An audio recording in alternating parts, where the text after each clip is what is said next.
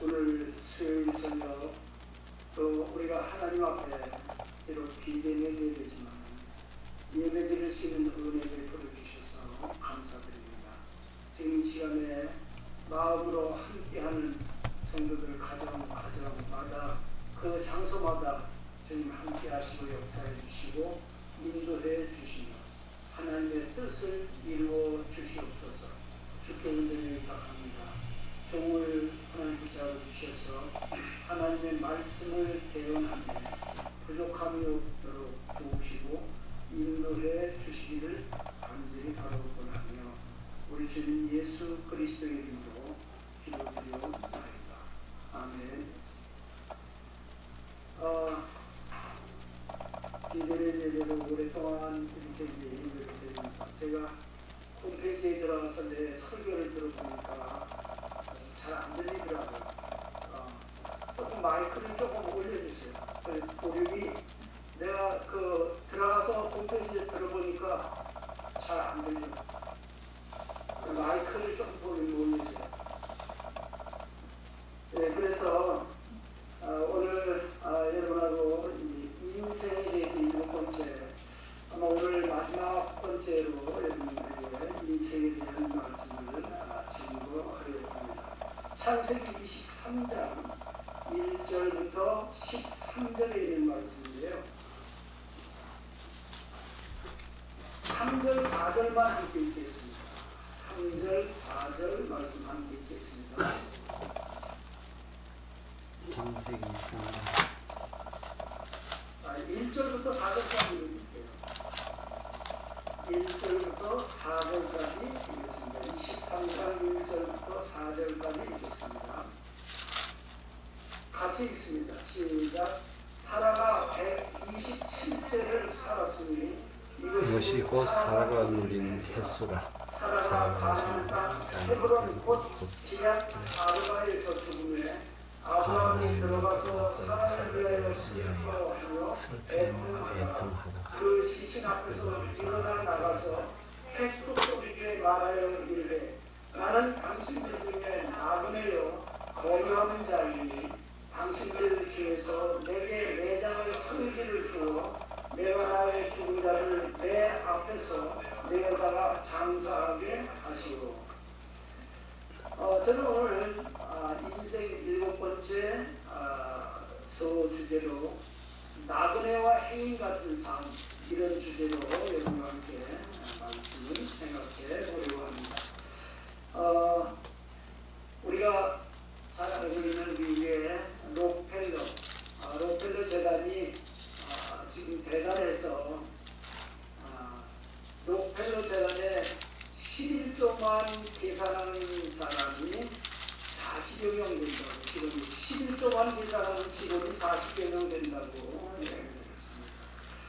록펠러는 암에 걸려서 1년 시한부이자로 통보를 받았습니다. 록펠러의 어머니가 아들에게 이렇게 말했습니다. 아들아, 곧 세상을 떠날 텐데 내 마음껏 자선사업이나 하고 가렴. 록펠러는 그때부터 자선사업을 시작했습니다. 가난한 사람들에게 돈을 아낌없이 주니 가슴이 확 트이면서 마냥 행복해졌습니다. 결국 록펠러는 의사의 선고에도 불구하고 그 후로 무려 40년이나 더 살았습니다. 우리 모두는 사실상 시한부 인생을 살고 있는 것 같습니다. 언젠가는 세상에 우리가 소풍, 여행을 마치고 떠나야만 하는 것입니다. 소풍을 마치는 그날까지 자기가 가진 것을 얼마나 의미 있고 가치 있게 나누며 사느냐가 중요합니다. 자선은 물질을 나누는 것만이 아니라 시간이나 재능이나 마음을 나누는 것도 이 시대에 필요한 큰 자선이라고 생각합니다. 우리가 이렇게 한 해를 보낼 때마다 언제나 생각하는 것이 세월이 너무나 빠르게 지나간다 하는 것입니다. 벌써 2020년도 이제 9월달 중반기에 접어들 했습니다. 우리 인생이란 이 세상에 잠시 들렀다가 다시 고향을 찾아가는 나그네의 삶입니다. 성경에 야곱이 아들 요셉을 찾아 애굽에 갔을 때 애굽왕 바로가 당신의 나이가 얼마입니까? 라고 물었을 때 야곱의 대답은 내 나그네 길의 세월이 130년이다. 그러나 나의 연세가 얼마 되지 못하니 우리 조상의 나그네 길의 세월에 미치지 못하나 험악한 세월을 보내었나이다. 라고 창세기 47장 9절에서 말을 하고 있습니다. 자기 인생을 나그네 길이라 이렇게 이야기했습니다. 성경은 인생을 나그네라고 표현하는 것이 여러 곳에 있습니다. 다윗 왕이 하나님을 향해서 말하는 중에 주 앞에서는 우리 열조와 다름없이 나그네와 우거하는 자라 세상에 있는 날이 그림자 같아서 머무름이 없나이다 라고 역대상 29장 15절에서 말씀하고 있고, 또 사랑하는 자들은 나그네와 행인 같은 너희를 권하느니 영혼을 거스려 싸우는 육체의 정욕을 제어하라 라고 베드로전서 2장 11절에서 그렇게 말하고 있습니다. 그러면 인생이 나그네와 같다는 의미가 무엇입니까? 첫 번째는 인생은 이 세상에서 얼마 동안 나그네와 같이 살다가 떠나간다는 뜻입니다. 성경을 보면 인생은 고향인 하나님 나라를 떠나서 나그네로 이 세상을 얼마 동안 살다가 이 땅을 떠나서 고향인 하나님 나라로 돌아가는 것이라고 말씀하고 있습니다. 그러니까 인생에 있어서 이 세상은 영원한 정처가 아닙니다. 우리가 이곳에 영원히 살 것 아니라는 것입니다. 우리는 이 세상에 얼마 동안 살다가 떠나가는 나그네입니다. 그러므로 세상 사는 한 사람으로서 틀림없이 내가 여러분들에게 예언할 수 있는 것이 있다면 그것은 사람은 누구나 죽는다는 것입니다. 당신도 죽는다고 하는 것입니다. 세상에 살고 있는 모든 사람은 언젠가는 반드시 죽게 되어 있습니다. 영웅도 죽고 열사도 죽고 천재도 죽고 또한 참 이제 농민도 죽고 사업가도 죽고 다 죽습니다. 사람이면 반드시 죽고 이 세상을 떠나게 마련입니다. 이것이 인생이 나그네라는 성경의 말씀의 의미입니다. 둘째로 인생이 잠깐이라는 뜻을 가지고 있습니다. 오늘의 홍한 내일의 백골이라는 말이 있습니다. 오늘 어여쁜 얼굴이 내일이면 참 이제 흰 뼈로 변하는 것이 사람이라고 하는 의미인 것입니다. 그래야 성경은 내일 일을 너희가 알지 못하는도다. 너희 생명이 무엇이뇨? 너희는 잠깐 보이다가 없어지는 안개니라 라고 야고보서 4장 14절에서 말씀하고 있습니다. 인생은 안개와 같습니다. 쉬이 지나가는 하루와 같습니다. 어린 시절은 아침과 같고 젊은 시절은 낮과 같고 늙은 시절은 저녁과 같이 잠깐 지나가는 것 우리의 인생입니다. 꼭 하루살이의 인생과 같습니다. 영원하신 하나님에 비하면 우리 인생은 밤의 한 정점에 불과한 것입니다. 이러므로 저희는 아침 구름 같으며 쉽게 사라지는 이슬 같으며 타작마당에서 광풍에 날리오는 쭈쩌미 같으며 굴 뚫려서 나가는 연기 같으리라 라고 호세아 13장 3절에서는 말씀하고 있습니다. 또한 셋째로 인생이 나그네라는 뜻은 사람이 세상에서 떠나갈 때에 모든 것을 두고 가야 한다고 하는 것입니다. 요즘에 보면 이제 여행을 하다 보면 숙박업, 호텔이나 이런 데 시설이 참 잘 되어 있습니다. 특히 우리나라의 이 시설들은 더 그렇습니다. 매우 편리하게 되어 있습니다. 그냥 잠자고 마는 것을 끝나지 않고 식당에 음식이 준비되어 있고 자고 나면 아침이 돼야 무조건 밥 먹을 수 있고 방에는 텔레비전과 모든 것들이 냉장고까지 다 그게 되어 있고 잡지들도 또 성경책도 구비가 되어 있습니다. 그것뿐 아니라 온갖 실내 오락기구들도 참 실외에는 또한 운동시설까지도 다 이렇게 갖추어진 것들이 많이 있습니다. 따라서 우리가 호텔에 손님으로 있는 동안에는 이런 것들을 우리가 알아서 얼마든지 이 시설을 마음대로 사용할 수 있습니다. 참으로 편리하고 좋게 만들어져 있습니다. 그러나 여러분 나그네의 특징은 일단 그 호텔에서 좋은 것들을 전부 놓아두고 가야 한다는 것입니다. 왜냐하면 그것은 호텔에서 본 것이지 자기의 것이 아니기 때문입니다.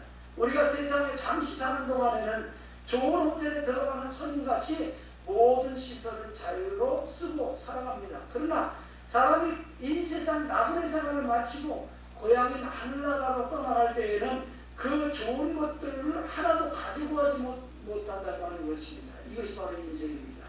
우리는 아무것도 세상에 가지고 온 것이 없으면 아무것도 가지고 갈 수 없느니라. 디모데전서 6장 7절에서 그렇게 말씀하고 있습니다.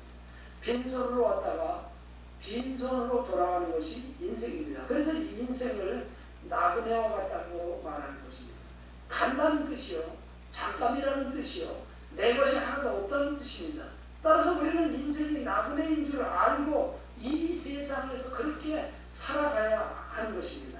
하나님을 믿고 사는 사람들은 자기가 세상에서 나그네인 줄 알고 사는 사람들입니다. 옛 신앙의 용사들은 하나님을 믿고 사는 증거로 세상에서는 나그네라는 것을 알고 살았습니다. 그들이 그렇게 사는 것은 고향을 찾고 있다는 것을 나타내는데 그것이 바로 하늘의 고향이라고 성경 히브리서는 말씀하고 있습니다.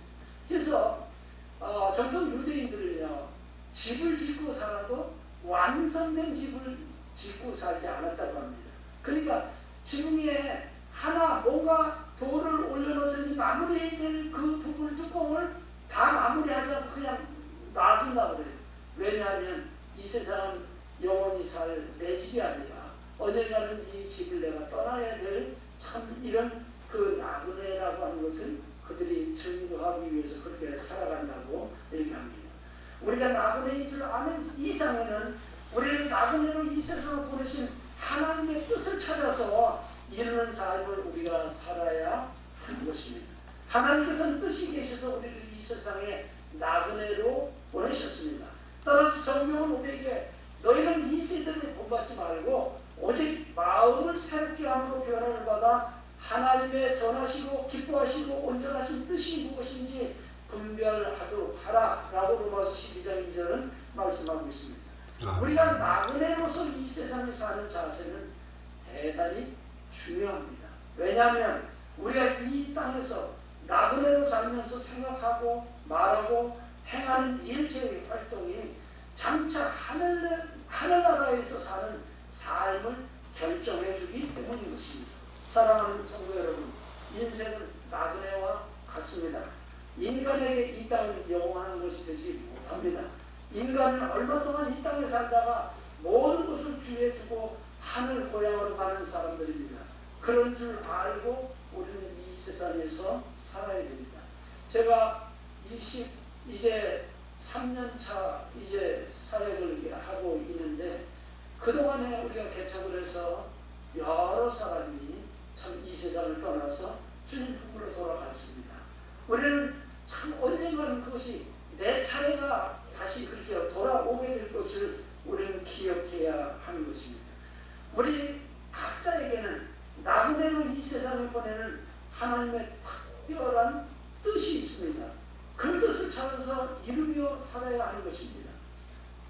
여러분은 그 나그네의 삶을 어떻게 살고 있습니까? 예수님을 구주로 영접하고 그분의 인도하심을 따라 참 손을 맞잡고 심찬 나그네의 삶을 살아가면서 영원한 내일을 준비하는 여러분들이 되시길 바랍니다. 오늘 본문의 내용은 아브라함의 아내 사라가 늙어서 127세의 나이로 세상을 떠났습니다. 사랑하는 아내를 잃는 슬픔을 말로 다 할 수 없을 것입니다. 그러나 그런 슬픔 속에서도 아브라함은 아내의 죽음과 하나님의 약속과 자신이 해야 할 일이 무엇인지를 잊지 않았습니다.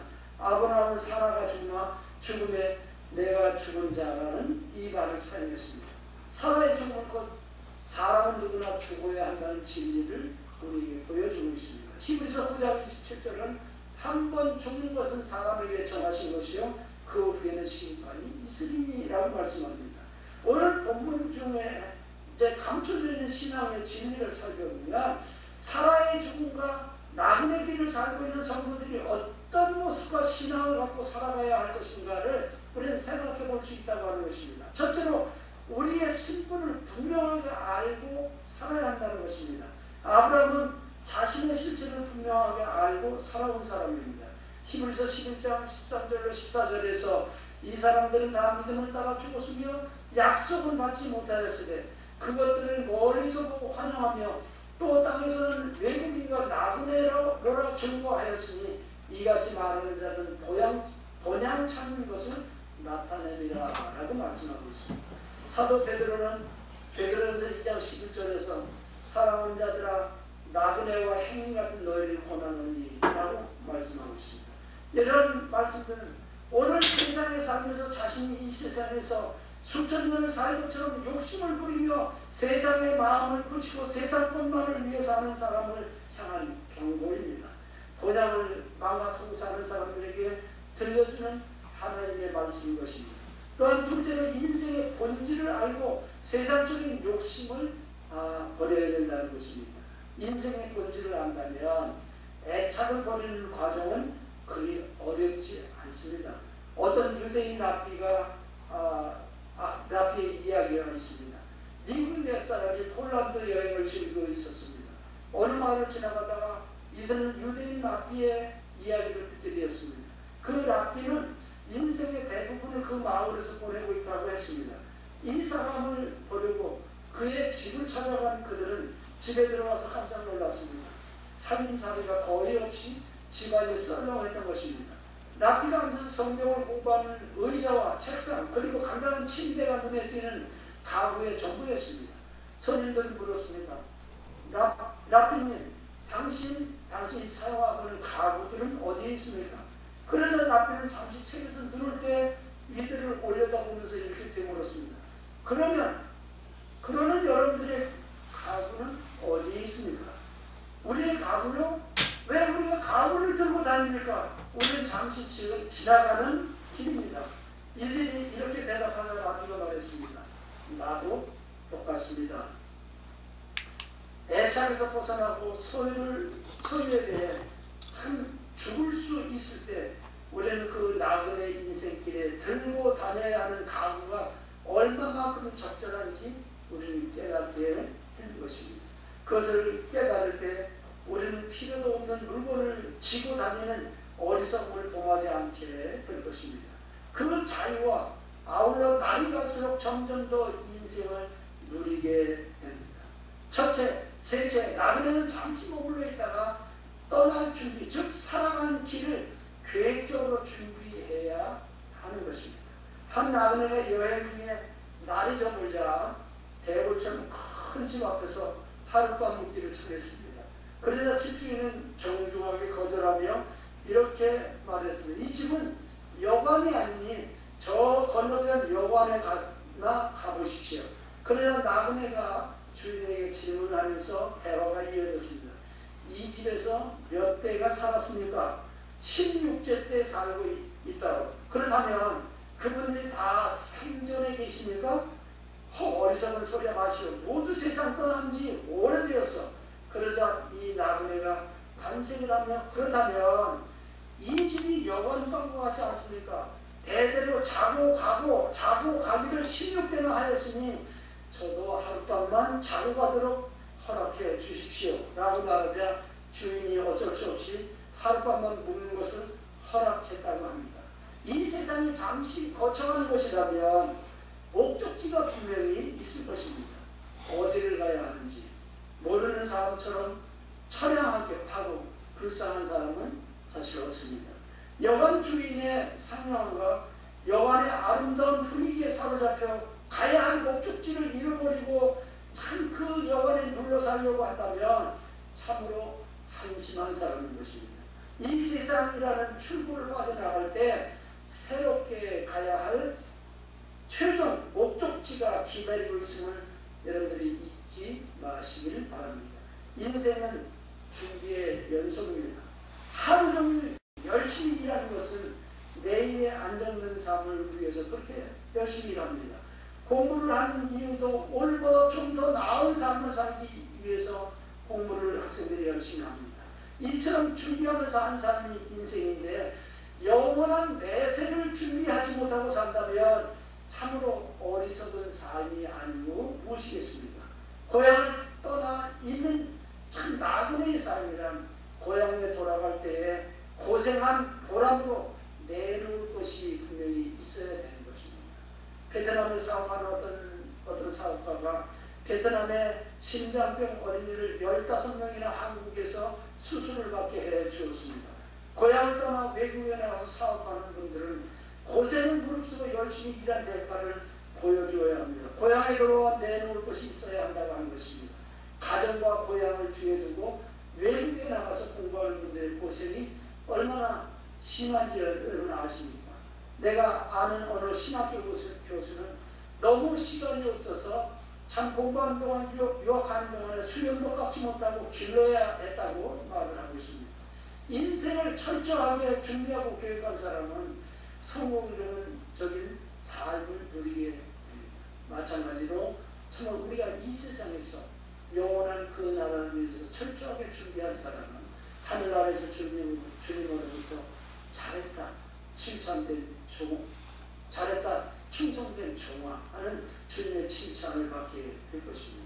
또한 우리가 이 세상에 사는 동안 나그네를 잘 대접할 줄 알아야 한다고 하는 것입니다. 예수님은 무엇이든지 남에게 대접을 받고자 하는 대로 너희도 남을 대접하라 라고 말씀하셨습니다. 대접은 사랑의 구체적인 내용입니다. 사랑함으로써 사랑받고 대접함으로써 대접받는 것이 사람 사는 세상을 천국으로 만드는 황금률입니다. 이 세상에 사는 동안 하나님을 하나님으로 대접함을 통해 하나님을 만날 수 있고 참된 기쁨을 누릴 수 있으며 천국의 상급을 수월할 수 있는 것입니다. 대접의 결과로 복이 오기도 하지만은 대접하는 삶 자체가 복이라고 하는 것을 사람들은 잘 깨닫지 못합니다. 하나님을 하나님으로 대접하면 하나님을 만나는 복을 받습니다. 아브라함은 어느 날 나무의 상수리 숲을 근처 그의 장막문에서 세 사람의 손님을 맞아들여 잘 대접했습니다. 히브리서 13장 2절은 손님 대접하기를 잊지 말라 이로써 부지 중에 천사들을 대접한 이들이 있었느니라 라고 말씀하고 있습니다. 사람을 잘 대접할 때 부지 중에 하나님을 만나게 된다고 하는 것입니다. 사람 사랑이 하나님 사랑의 길입니다. 사람을 대접하면 그 대접의 결과 복을 받을 것입니다. 그러나 대접하는 과정 자체에서 벌써 하나님을 만나는 복을 받습니다. 또한 대접은 자신을 행복하게 합니다. 사람을 대접해본 사람은 대접하는 사람의 행복을 압니다. 사랑을 주어본 사람만이 이제 사랑을 주는 사람의 행복을 알 수 있습니다. 예수의 친 말씀하신가 주는 것이 받는 것보다 복이 있다라고 성경은 우리에게 말씀하고 있습니다. 대접과 섬김은 예수님의 인격의 실현입니다. 대접함으로써 그 사람의 인격은 가장 복되신 분 예수님의 인격으로 참 이제 보양됩니다. 그리고 대접은 천국의 상급을 받는 복입니다. 예수님은 최후 심판의 날에 줄인 자에게 너희가 먹을 것을 주었느냐 목마른 자에게 마시게 하였느냐 나그네들에게 영접하였느냐 벗은 자에게 입혔느냐 병들었을 때 돌아보았느냐 옥에 갇힌 자에게 와서 보았느냐 라고 질문을 하신다고 말씀하고 있습니다. 이 말씀은 작은 자에게 대접하는 것이 곧 내게 한 것이다 라고 주님 말씀하십니다. 예수님 없이 죽이고 목마르고 나그네 되고 병들고 옥에 갇혀있는 자들에게 우리가 복음으로 그들에게 전해주고 복음을 그들에게 참 증거해 주게 될 때에 성경은 우리가 이 땅에 사는 동안에 그것이 어느 대접보다도 어느 섬김보다도 귀한 것임을 말씀하고 있습니다. 너는 이방 나그네를 압제하지 말라. 너희가 애굽 땅에서 나그네 되었을즉 나그네의 정경을 아느니라 라고 출애굽기 23장 9절에서 말씀하고 있습니다. 이 이스라엘 사람들에게 너희가 나그네 이방 사람들이라고 너희가 참 무시하고 이렇게 하지 말라는 것입니다. 그러나 얼마나 이스라엘 사람들은 이방 사람을 무시하며 개처럼 여기는가 하는 것입니다. 타국인이 너희 땅에 우과하여 함께 있거든 너희는 그를 학대하지 말고 너희와 함께 있는 타국인을 너희 중에서 나온 자 같이 여기며 자기같이 사랑하라. 나는 너희 하나님 여호와니라 라고 레위기 9장 33절로 34절에서 말씀하고 있습니다. 오늘날 이 세계가요. 이제 우리는 이제 단일 민족, 그 다음에 백인민족, 뭐 이런 말들이 쑥 들어왔습니다. 왜? 우리나라에도 이제는 참 외국인들 들어와서 사는 사람들이 너무너무 많습니다. 그런데 우리나라에 들어와서 사는 외국인들 중에 주로 참 이제 동남아나 또 어려운 나라의 사람들이 많이 있습니다. 그런데 그 사람들이 들어와서 살면서 굉장히 푸대접을 받고 불이익을 당하고 이런 일들을 많이 보게 됩니다. 그러나 하나님의 자녀로서는 해서는 안 될 일입니다. 그들을 잘 대접하게 될 때 하나님께서 그 민족에게 복을 주시겠다라고 말씀하신 것입니다. 또한 다섯 번째로 나그네는 짐이 가벼워야 됩니다. 여행의 수칙 중에 하나가 짐은 가볍게 그리고 용도는 넉넉하게, 이게 이제 편하게 여행을 할 수 있는 이런 여행의 수칙입니다. 이적 수종 때 서울에서 일찍 남편을 여의고 두 아들을 키우고 있는 한 어머니가 있었습니다. 생계가 곤란해 남의 집 바느질을 하면서 삿바느질을 하면서도 알뜰하게 돈을 장만해서 아들 학성 형제를 가르쳤습니다. 하는 비가 내렸는데 빗방울이 떨어지는 곳에서 금속성의 소리를 들었습니다. 이상히 여기며 주위를 파보니 큰 가마니에 은이 가득 담겨 있었습니다. 깜짝 놀란 학성 어머니는 한참 생각하다가 그것을 전보다 더 단단히 이제 묻었습니다. 이 일이 있은 후 학성 어머니는 자기 오라버니에게 그 집을 속히 팔아달라고 했습니다. 그리고 조그마한 집을 새로 구입해 전과 다름없이 삭바느질로 생계를 이어가며 두 아들을 가르친 결과 학성 형제는 훌륭한 인물이 되었습니다. 어느 날 학성 어머니는 오빠를 초대하고 두 아들을 불러 옛집에서 은 가마니를 묶고 온 이야기를 했습니다. 깜짝 놀라 이해를 묻는 오빠에게 학성 어머니는 아무런 수고 없이 큰 재물을 얻으면 반드시 뜻하지 않은 재앙이 있을 것입니다. 어릴 때 의식이 편하면 학업에 힘쓰지 아니할 것이고 궁한 것을 알고 고생을 해보아야만 사는 것이 귀하다는 것을 알 수 있을 것입니다. 라고 말했습니다. 이 말을 듣는 오빠와 두 아들은 깊은 감명을 받았고 두 아들은 무수한 고생 가운데서도 신실하고 아름답게 산 자기 어머니를 자랑스럽게 생각하며 더욱 훌륭하게 살았다라고 이렇게 하는 이야기가 있습니다. 이러므로 우리에게 구름같이 둘러싼 허다한 증인들이 있으니 모든 무거운 것과 얽매이기 쉬운 죄를 벗어버리고 인내로서 우리 앞에 당한 경주를 경주하며 라고 히브리서 12장 1절에 우리에게 말씀하고 있습니다. 우리가 벗어버려야 할 것들이 많이 있다고 하는 것입니다. 우리가 포기해야 될 것들이 많이 있다고 하는 것입니다. 이것들을 벗어버리지 못하고 포기하지 못하면 우리 인생이 그것에 오히려 치여서 그것에 오히려 우리가 참 끌려서 우리가 가야 할 곳을 가지 못한다고 하는 것입니다. 뿐만 아니라 여섯 번째는 나그네는 동반자와 함께 해야 되는 것입니다. 해외여행 중에 들은 이야기입니다. 그 여행을 하는 팀이 있었는데 그 팀의 총무가 참 동생과 함께 성지순례 중인 참 언제는 가는 곳마다 골칫덩어리였습니다. 단체 여행은 순발력이 뒷받침되어야 되는데 순발력 없이 늘 참 왕따를 면할 수 없었습니다. 참 그런데 언니는 방문하는 기념교회마다 앉아서 기도하느라 항상 참 지각생이었습니다. 그것도 눈물로 기도하고 또 기도하니 뭐라 할 수 없어서 모두들 난감하기만 했습니다. 한 번은 눈물로 기도하는 그 언니를 미처 챙기지 못한 상태로 버스가 공항으로 출발을 했다고 합니다. 현지 가이드가 이제 출발했었기 때문에 숫자를 세어보니까 숫자를 맞았어요. 이제 현지 가이드 머리까지 이제 쓰는 거죠. 그 언니가 이제 빠져 있었는데 뒤늦게 이 사실을 알고 되돌아오는 버스에서 동생이 이제 거기 여행객들에게 사전 이야기를 했습니다. 신자들아 다 내게로 오라 말씀하셨습니다. 하나님께서는 내 집을 여호와께 맡겨버려라.